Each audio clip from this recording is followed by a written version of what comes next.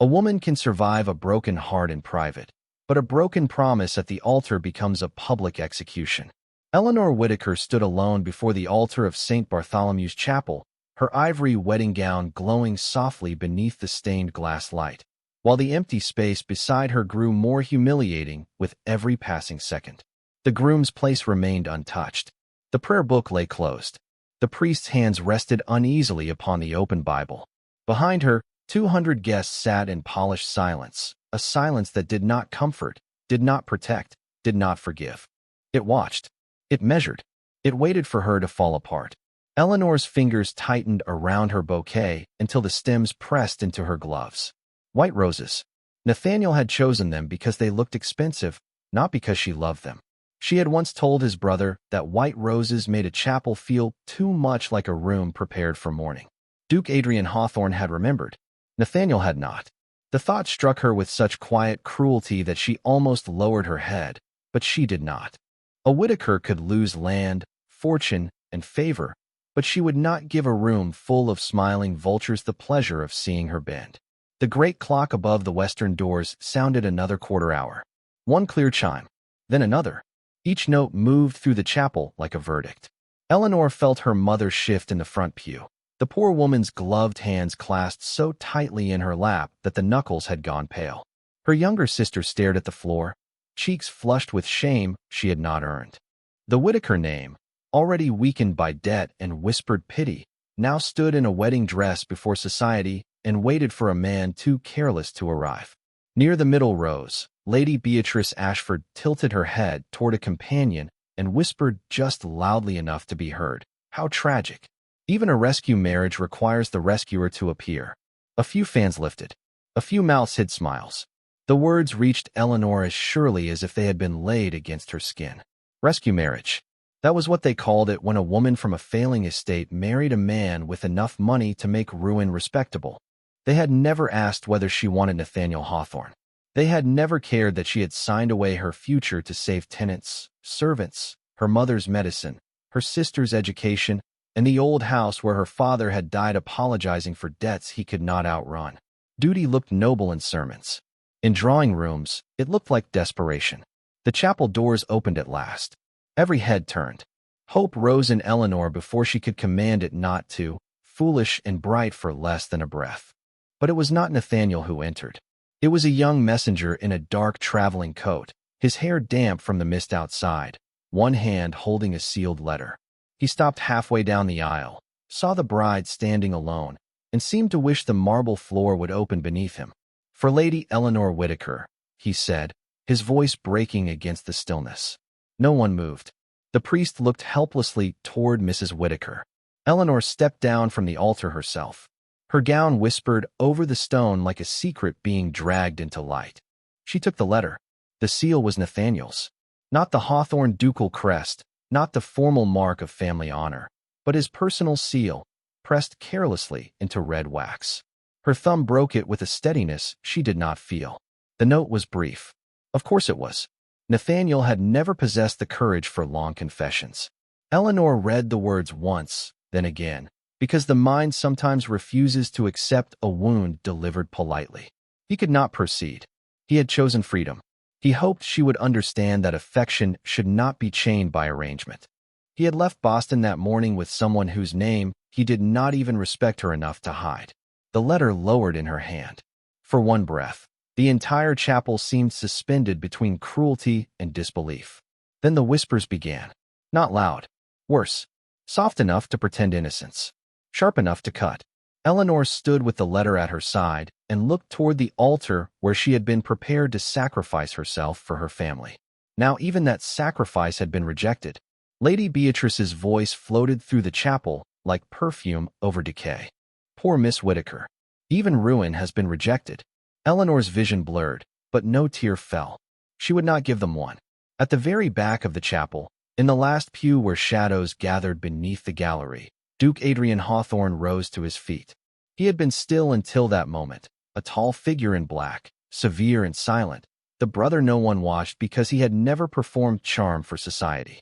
His gray eyes did not move to the whispering guests, nor to the letter, nor to the empty place his brother had abandoned. They remained on Eleanor, on the trembling hand she hid against her gown, on the lifted chin that cost her more strength than anyone in that room deserved to know. And when he stepped into the aisle, the chapel began to fall silent for an entirely different reason. Adrian Hawthorne did not hurry as he walked down the aisle, and that made every step more powerful than if he had stormed forward. The guests turned to watch him, their whispers folding into a silence thick with surprise. He had never been the brother who filled rooms with laughter or easy promises. Nathaniel had always owned the bright places, the polished compliments, the golden ease that made people forgive him before he had even apologized. Adrian belonged to corners, libraries, estate offices, and long windows overlooking rain-dark gardens. Yet now he moved through St. Bartholomew's Chapel with the still authority of a man who had waited too long to speak and would not waste his first words. Eleanor stood near the altar with Nathaniel's letter hanging from her gloved hand. She looked at Adrian as he approached, and for one unsteady moment, she feared he had come to apologize on his brother's behalf, to offer some cold family statement, to wrap her humiliation in better grammar and call it mercy. She could not bear that. Not from him.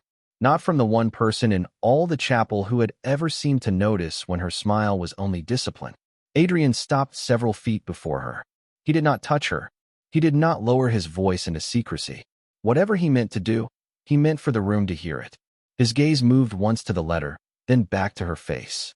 "Miss Whittaker," he said, formal, measured, and clear enough to reach the last pew. "My brother has abandoned his promise." A tremor went through the chapel. Eleanor's mother covered her mouth. Lady Beatrice leaned forward, already hungry for the next scandalous sentence. Eleanor felt heat rise beneath her skin, not from shame this time, but from the terrible intimacy of truth spoken aloud. "Your Grace," she replied, though her voice was barely above a whisper, "there is no need to make this worse." Something in Adrian's expression changed. Not softness, restraint. "It is already worse," he said, "because every person here is pretending the disgrace belongs to you." The words struck the room harder than a shout. Fans stopped moving. A gentleman in the second row looked down at his shoes. The priest drew in a slow breath and said nothing. Eleanor stared at Adrian, unable to look away. He turned then, not fully from her, but enough to address the chapel. "Let us be honest, since honesty has been absent this morning." Miss Whittaker arrived with dignity. She stood with dignity. She was prepared to honor a vow that my brother was too weak to keep. If there is shame here, it does not stand in bridal white. A murmur rippled through the pews, but it broke apart beneath his gaze. Lady Beatrice's painted mouth tightened. Eleanor felt the letter crinkle in her hand. She had imagined many outcomes when the messenger arrived. Laughter, pity, her mother fainting, her sister weeping. She had not imagined a duke placing himself between her and the room without claiming ownership of her pain. Adrian looked back at her. In his eyes, she saw not rescue as society understood it, not the arrogant favor of a powerful man toward a ruined woman, but anger held carefully on her behalf. "This chapel was gathered to witness a marriage," he said. "It may still witness one, if Miss Whittaker wishes it." The silence became absolute. Eleanor heard the clock. She heard her own breath. She heard, somewhere outside, the faint call of carriage horses in the mist. Adrian stepped down from the altar stone and lowered himself to one knee before her, not dramatically, not as if performing for the crowd, but with the gravity of a man setting his pride where she could refuse it. A duke knelt, and 200 people forgot how to breathe. "Eleanor Whittaker," he said, and this time he used her name with a quiet reverence that nearly undid her. "Marry me before they bury your name beneath his cowardice." Her hand shook around the bouquet. She thought of Whittaker House, of unpaid accounts locked in her father's desk, of tenants who would lose their homes if the estate fell, of her mother's fragile health, of her sister's future narrowing like a hallway with no door. She thought of Nathaniel's charming smile and empty promises. Then she thought of evenings when Adrian had reviewed estate papers in silence because Nathaniel was absent, of the way he had remembered her dislike of white roses, of the day he had sent books to the tenant school without attaching his name. The chapel waited for a desperate girl to accept whatever mercy was offered. But Eleanor was not a discarded thing to be gathered up before society could laugh harder. Slowly, she placed Nathaniel's letter on the altar rail. Then she laid the white roses beside it. When she spoke, Her voice was faint, but it did not break. "Only if you ask me as yourself," she said, "not as his replacement." Adrian's eyes lifted to hers, and for the first time that morning, the cold Duke looked almost wounded by hope. "Then I ask as myself," he said, "not to repair what he broke, but because I should have spoken before he ever had the chance to fail you." A sound moved through the chapel, shock turning into something no one knew how to name. Eleanor looked at the man kneeling before her and understood with sudden, frightening clarity that her life had not been saved by Nathaniel's absence. It had been revealed by it. Eleanor's answer did not end the scandal. It changed its shape. For one suspended moment, St. Bartholomew's Chapel remained so silent that the candle flames seemed louder than the guests. Adrian Hawthorne stayed on one knee before her, his dark coat stark against the pale stone, his eyes lifted not with triumph, but with a solemn patience that gave Eleanor the dignity of choosing slowly. She could still refuse. Everyone knew it. That was why the moment frightened them. A ruined woman was easy to pity. A woman being offered power before witnesses was much harder to mock. Eleanor looked past Adrian to her mother in the front pew. Mrs. Whittaker had gone still, one hand pressed to her heart, her face pale with fear and hope. Beside her, Eleanor's younger sister, Clara, stared with wide eyes, not at the empty place Nathaniel had left, but at the Duke who had filled the room with a different kind of promise. Behind them sat the families who had measured Whittaker House in debts, watched their carriages for signs of poverty, counted how many servants had been dismissed, and smiled whenever Eleanor wore the same gown twice in one season. They had come to see a transaction completed. Instead, they were watching a woman decide whether she would be saved on her own terms. Eleanor turned back to Adrian. "If I accept," she said, each word careful, "it will not be because I am afraid of their whispers." Adrian's gaze did not leave hers. "I would never ask you to marry from fear. And it will not be because your title can cover my humiliation. No title can cover what was never yours to carry." A faint movement passed through her, almost a breath, almost grief. She had held herself upright for so long that kindness felt more dangerous than cruelty. Cruelty had edges she understood. Kindness asked her to believe she was more than what disaster had made visible. The priest cleared his throat, uncertain whether heaven or law permitted such a turn. "Your Grace, Miss Whittaker, this is most irregular." Adrian rose, not quickly, and stood beside Eleanor without stepping in front of her. "Then let it be remembered for its honesty." Lady Beatrice gave a soft, cutting laugh. "Honesty? How noble! Or perhaps convenient. One brother flees, another takes the bride before the flowers wilt. Society will adore the poetry of it." Eleanor turned her head, and for the first time that morning, she looked directly at the woman who had fed the room its sharpest cruelty. Her voice was quiet. "Lady Beatrice, society has adored worse things than poetry." A few guests shifted. Someone coughed to hide a startled laugh. Beatrice's smile froze. Adrian's mouth did not move, but Eleanor felt the change in him, the restrained surprise of a man discovering that the woman he wished to protect could also draw her own blade without raising her hand. Mrs. Whittaker rose then, trembling but determined. "Eleanor," she said, "you owe us nothing that costs your soul." The words broke something in Eleanor more than Nathaniel's letter had.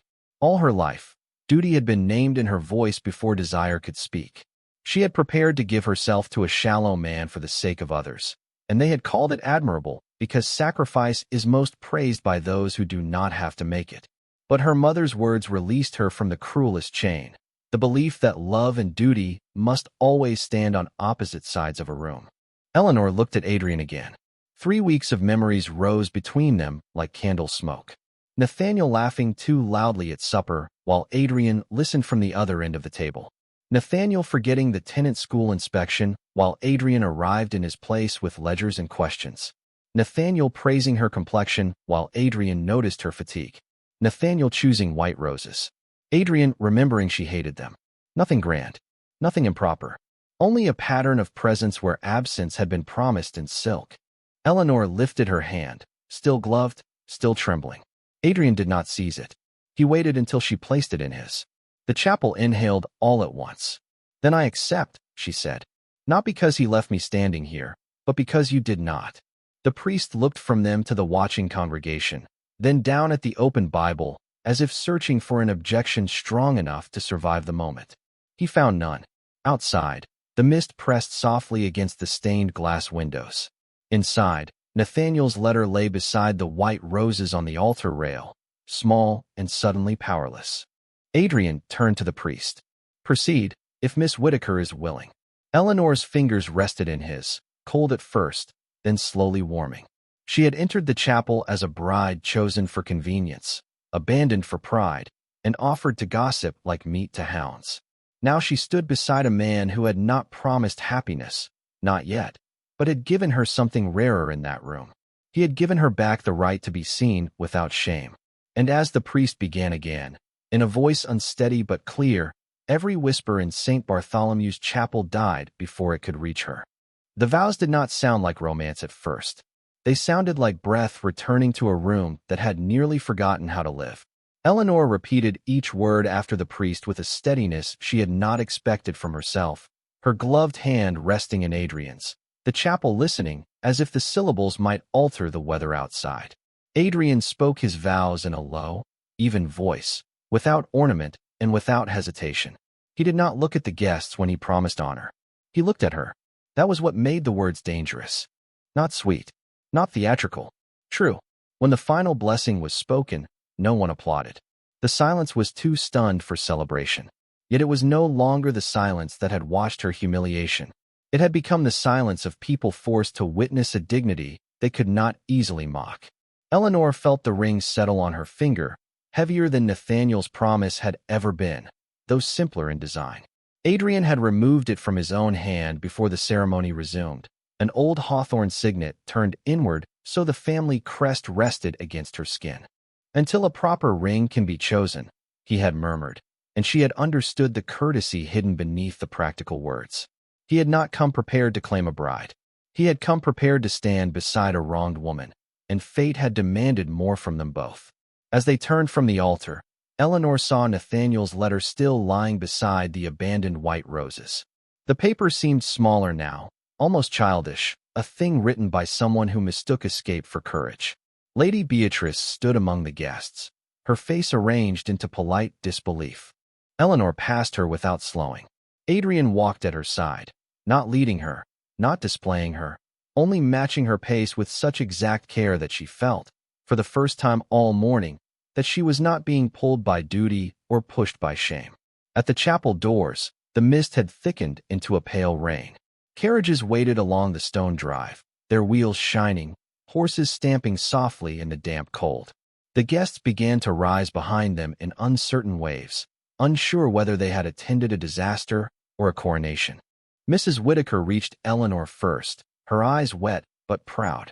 "My dear," she whispered, touching Eleanor's cheek with gloved fingers. "Are you certain?"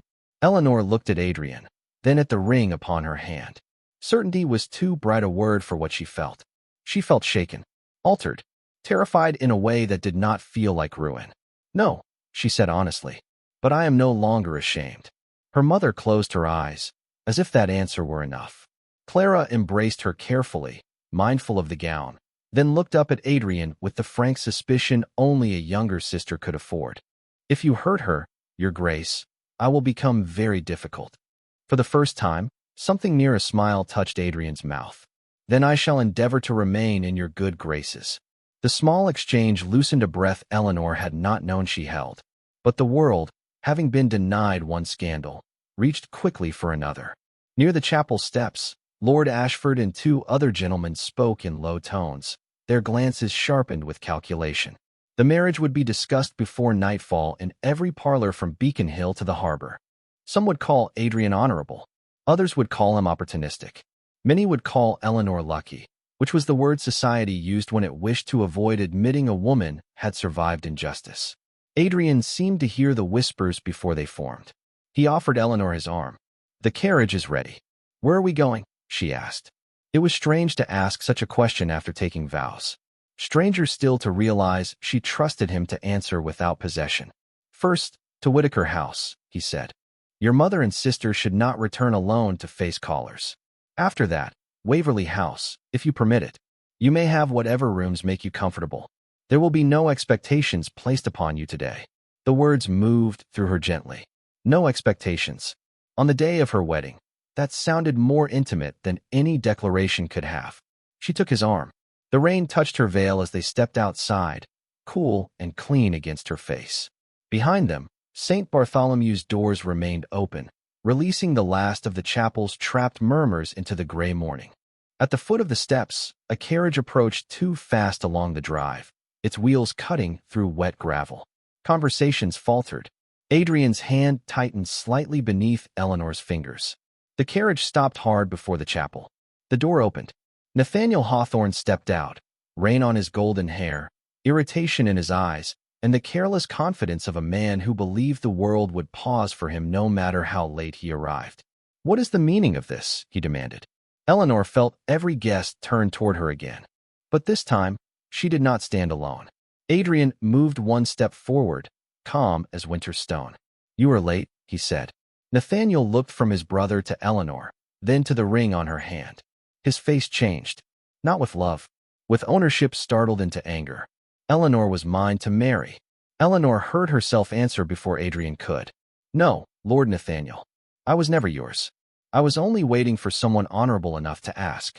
Nathaniel's words remained in the rain between them, but they no longer had the power he expected. Eleanor stood on the chapel steps with Adrian beside her, the signet ring warm beneath her glove, and watched the man she had been prepared to marry struggle with the impossible fact that the world had moved without his permission. Behind him, his carriage door remained open. A pale silk scarf lay across the seat, not Eleanor's, not hidden quickly enough. Several guests saw it. So did Lady Beatrice, whose hunger for scandal now turned toward a different table. Nathaniel followed their eyes, then closed the carriage door with unnecessary force, his handsome face tightening. "This is absurd," he said. "A ceremony performed in confusion cannot be binding." Adrian's voice stayed level. "The priest witnessed consent. The congregation witnessed consent. You left a letter declining your vows.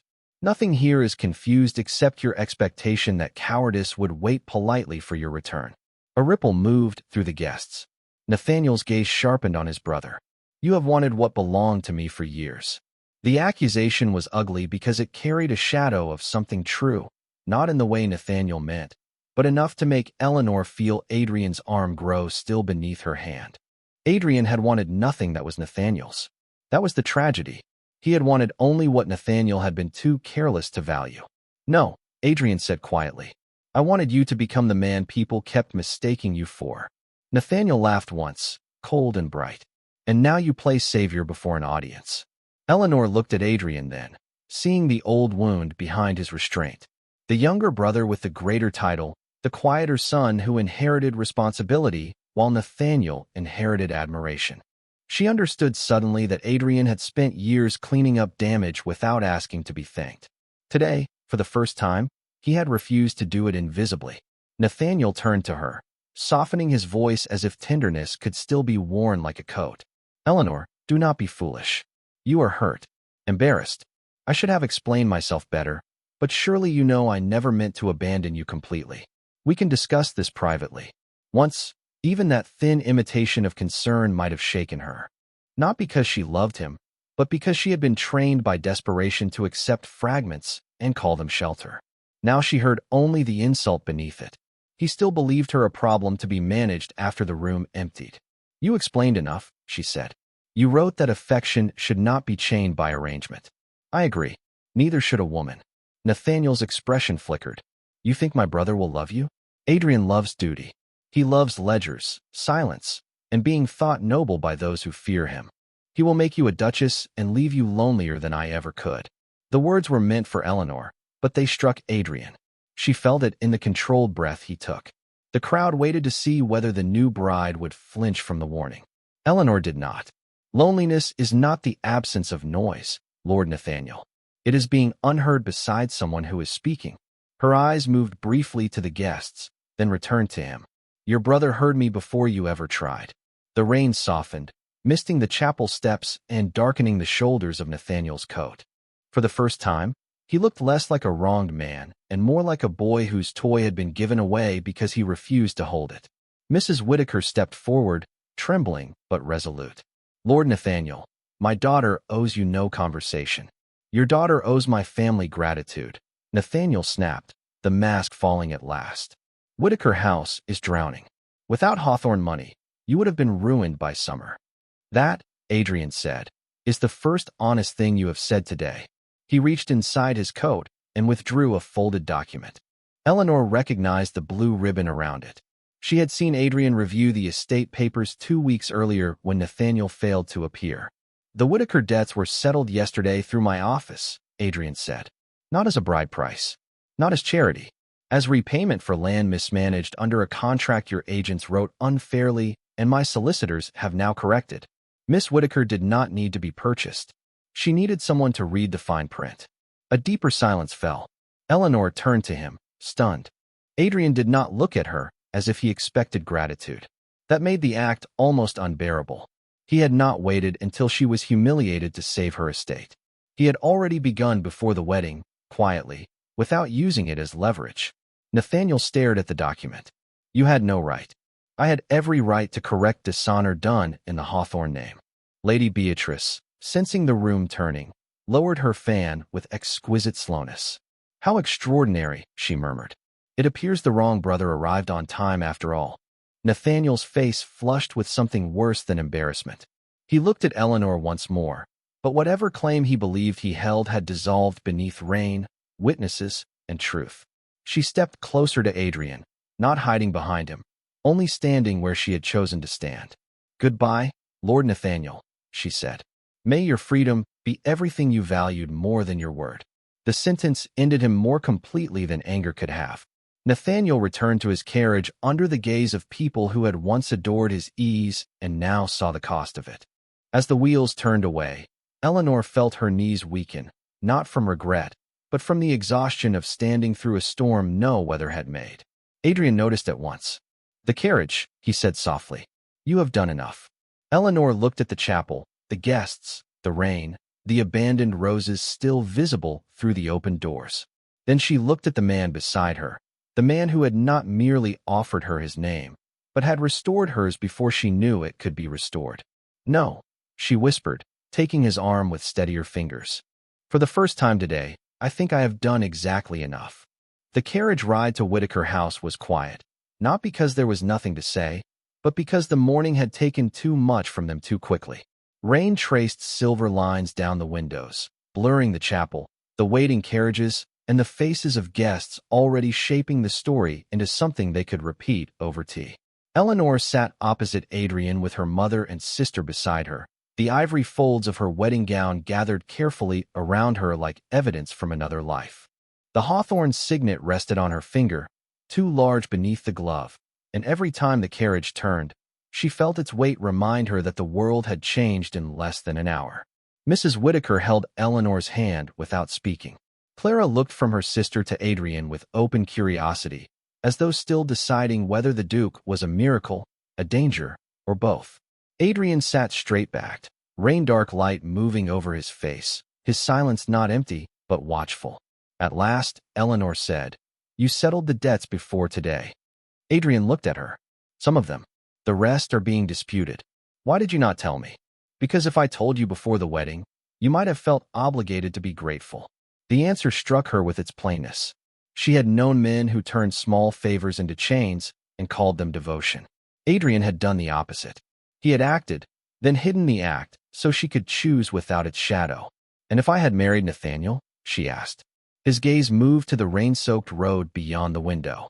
Then Whitaker House still would have been protected. Clara's eyes widened, but Mrs. Whitaker closed hers as if absorbing the meaning of a kindness too large to thank at once. Eleanor looked down at the ring. That was a foolishly noble thing to do. Perhaps. And expensive. Very. The smallest warmth touched his voice, so restrained that another person might have missed it. Eleanor did not. When the carriage reached Whitaker House, the old brick home stood beneath a gray sky, modest and worn, its shutters in need of paint, its garden still sleeping under winter's last damp leaves. Yet to Eleanor it looked suddenly less like a burden and more like something that had survived with her. Servants gathered in the entry hall as she stepped inside on Adrian's arm. Their faces showed confusion first, then relief, then wonder when they saw the ring. Mrs. Palmer, the housekeeper, began to cry quietly into her apron. "Miss Eleanor," she whispered, then corrected herself with awkward reverence. "Your Grace." Eleanor almost flinched. The title did not yet belong to her skin. Adrian noticed. "No one needs to change what they call her today," he said gently. "Today she is simply home." That sentence moved through the entry hall more tenderly than any announcement could have. Eleanor looked at him, but he had turned toward Mrs. Whittaker, already asking whether she wished to rest before visitors arrived. He gave care as if it were administration, steady and unsentimental, and somehow that made it more intimate. In the parlor, the remains of the morning waited like ghosts. A second bouquet, never carried, calling cards arranged for congratulatory visits, a wedding breakfast prepared for guests who would never come.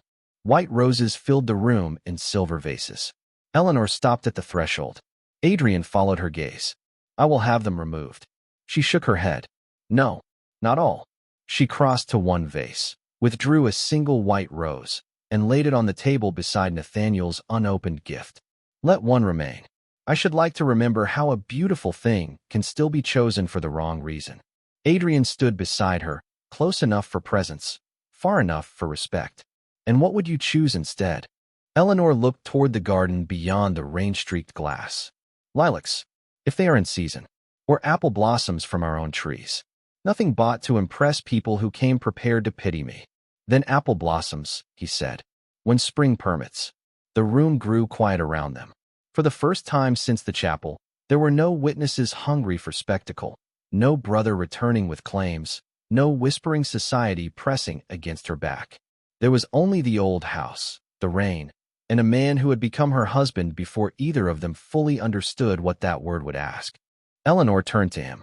"What happens now, Adrian?" His name entered the air softly, startling them both by how naturally it belonged there. He did not smile, but something in his eyes lowered its guard. "Now you rest. Your family remains protected. I send word to Waverly House that you will arrive when you wish, not before. And I ask nothing of you except honesty." Eleanor's throat tightened. "That is not a small thing." "No," he said, "but it is the only foundation worth building on." Outside, rain softened the windows until the world beyond them disappeared. Inside, Eleanor removed her gloves at last and looked at the signet ring resting against her bare hand. It was still too large, still unexpected, still frightening, yet it no longer felt like a shackle. It felt like a door, not opened by love yet, but by honor, and perhaps that was the only door through which love could safely enter. By evening, Whittaker House had become both refuge and threshold. The rain had stopped, leaving the windows dark and shining, while lamps glowed in the parlor where untouched wedding cakes, folded napkins, and silver trays still waited for guests who would never arrive. Mrs. Whittaker had gone upstairs to rest, and Clara had retreated only after extracting from Adrian a solemn promise that her sister would not be rushed, frightened, or treated like furniture inherited by marriage. He had given the promise with such grave sincerity that Eleanor nearly laughed, and the almost laughter stayed with her long after the room grew quiet. She stood alone beside her father's old desk, still wearing the ivory gown now loosened at the throat and sleeves, the hawthorn signet lying heavy on her hand.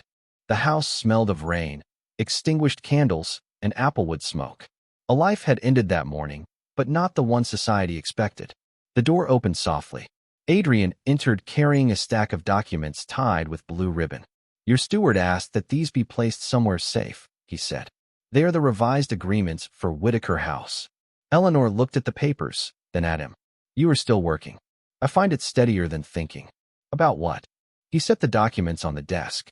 For a moment, the Duke who had knelt before a chapel full of people seemed farther away than the man standing in her father's parlor, rain still darkening the edge of his coat, fatigue softening the severe lines of his face.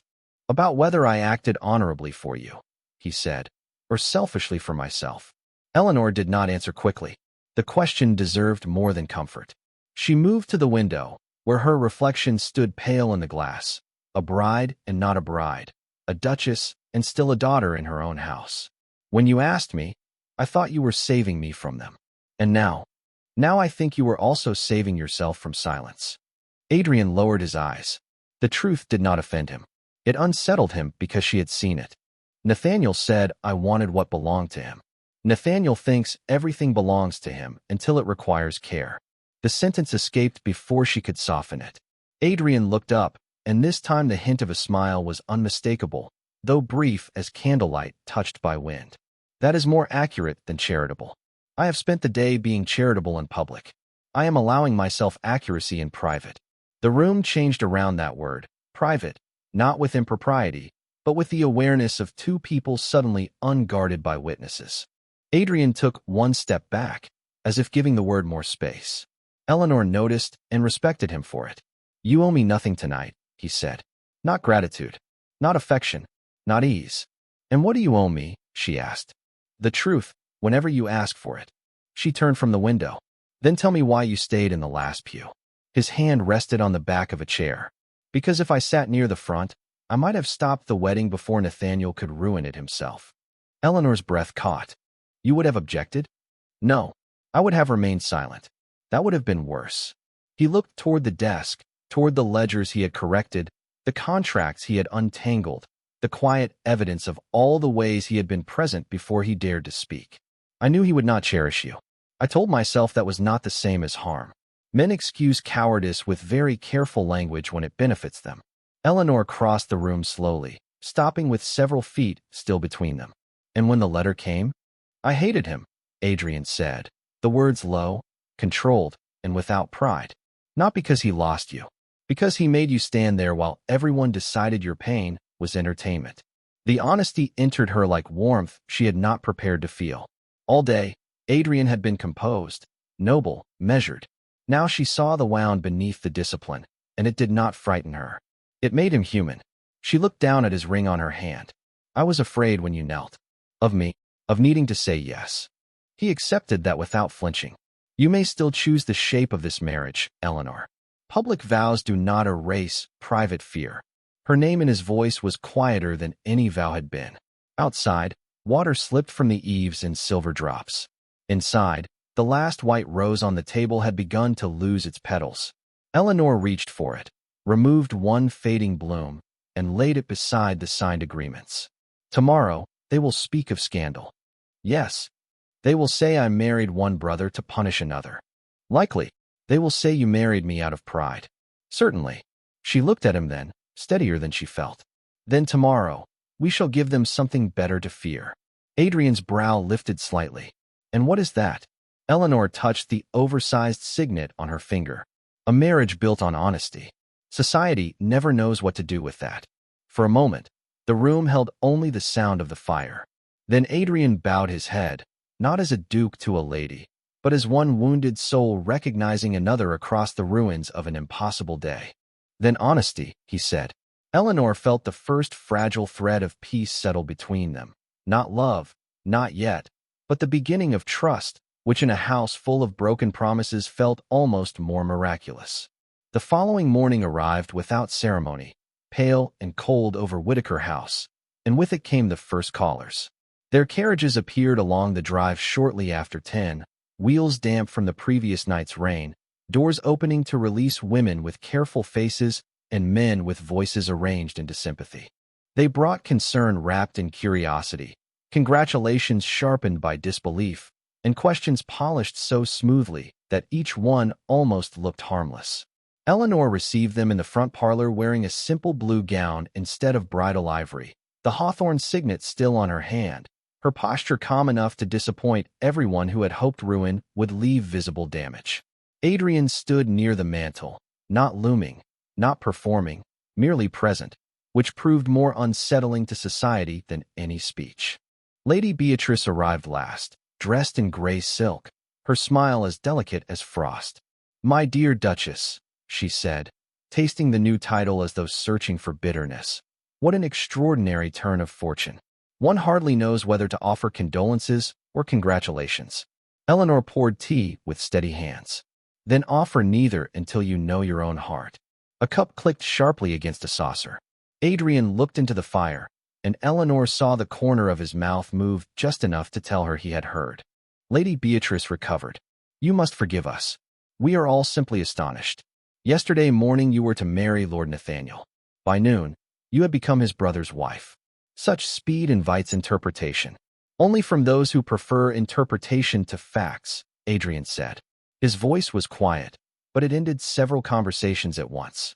Lady Beatrice turned toward him. Surely facts include affection, Your Grace. Or was this purely a legal correction? The room leaned in without moving. Eleanor understood the trap. If Adrian claimed affection, they would call it scandal.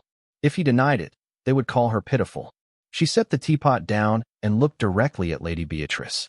The fact is that I was asked a question before witnesses, and I answered it freely. I know that freedom in a bride can be confusing to those accustomed to arrangements made in other rooms. The silence that followed was not friendly, but it was complete. Mrs. Whittaker lowered her eyes to hide a smile. Clara, seated near the window with embroidery she had not touched once, looked openly delighted. Lady Beatrice's expression cooled. How brave you sound. No, Eleanor said. Only awake. That single word changed the air inside the parlor. Awake. It described the morning after humiliation, the first breath after a public wound, the strange clarity of a woman who had lost the future chosen for her and discovered she could still stand. The callers did not stay long after that. One by one, they retreated into the safer weather beyond the door, carrying fewer answers than they had hoped and far less satisfaction. When the final carriage rolled away, Eleanor remained by the window until the drive emptied. Only then did her shoulders lower. Adrian crossed the room slowly. You handled them beautifully. I handled them honestly, she said. Beauty had very little to do with it. Honesty often has its own elegance. She looked at him then, surprised by the gentleness beneath the formal words. The morning had tested the fragile promise they made in the parlor the night before, and it had not broken. It had held. Later that afternoon, they traveled to Waverly House. Eleanor expected grandeur and found it. Iron gates, long lawns, stone steps wide enough for a procession, windows bright with cold winter light. Yet inside, the house did not feel proud.